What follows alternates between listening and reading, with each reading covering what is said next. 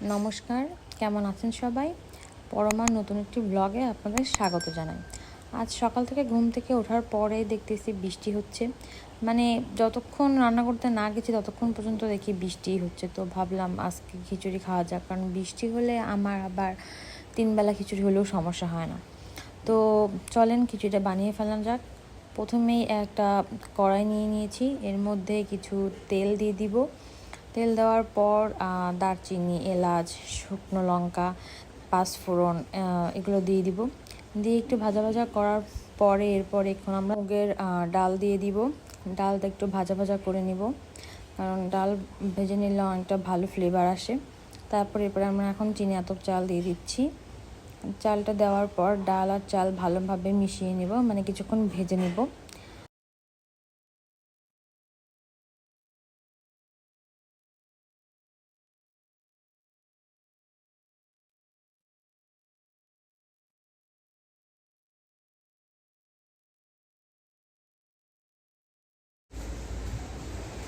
এটা কিছুক্ষণ ভেজে নেওয়ার পর এর মধ্যে একে একে হলুদের গুঁড়া, লবণ, জিরে এবং ধনের গুঁড়া দিয়ে নেব। দেওয়ার পর এটাকে আবার একটু ভাজতে থাকবো।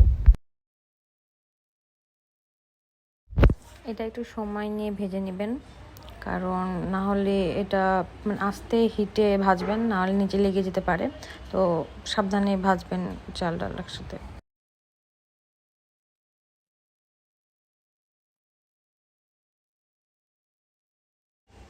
2-4 মিনিট ভাজার পরে এর মধ্যে আমরা গরম জল দিয়ে দিব। গরম জলই দিবেন, কারণ গরম জল দিলে এটা ভালো হয়।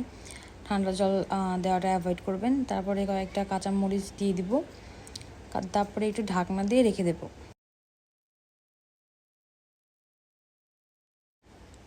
এর মধ্যে এখন একটু চিনি দিয়ে দিব, হালকা একটু চিনি দিবেন। তারপর একটু গরম মশলা দিয়ে দিব। গরম মশলা ভালো মতো এর সঙ্গে মিক্স করে নেবেন।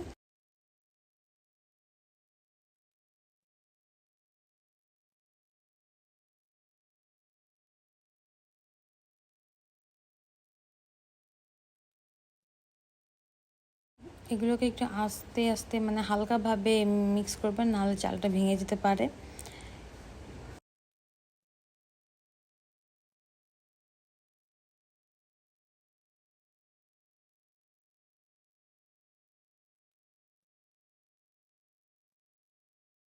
আমি এর মধ্যে কিছুটা বাদাম ভাজা আর কিশমিশ দিয়েছিলাম। এটা অপশনাল, ইচ্ছে হলে দিতে পারেন বা নাও দিতে পারেন, বা স্কিপ করতে পারেন। আমার ভালো লাগে এই জন্য আমি কিছু বাদাম আর কিশমিশ দিয়ে দিয়েছি এর মধ্যে।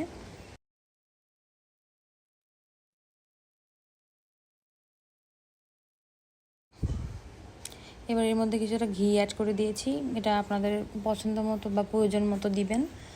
আমি প্রয়োজন মতো দিয়ে দিয়েছি। এটা আর একটু ভালোভাবে নেড়ে চেড়ে এটা আমি কিছুক্ষণের জন্য ঢাকা দিয়ে রাখবো। ঢাকনাটা খুলে একটা ভালো গন্ধ বেরিয়েছে। এই তো আমার রেডি হয়ে গেছে খিচুড়ি। তো আজকের মতো এই পর্যন্তই। ভালো থাকবে। রান্নাটি ভালো লাগলে লাইক, কমেন্ট, শেয়ার করে দেবেন। ধন্যবাদ।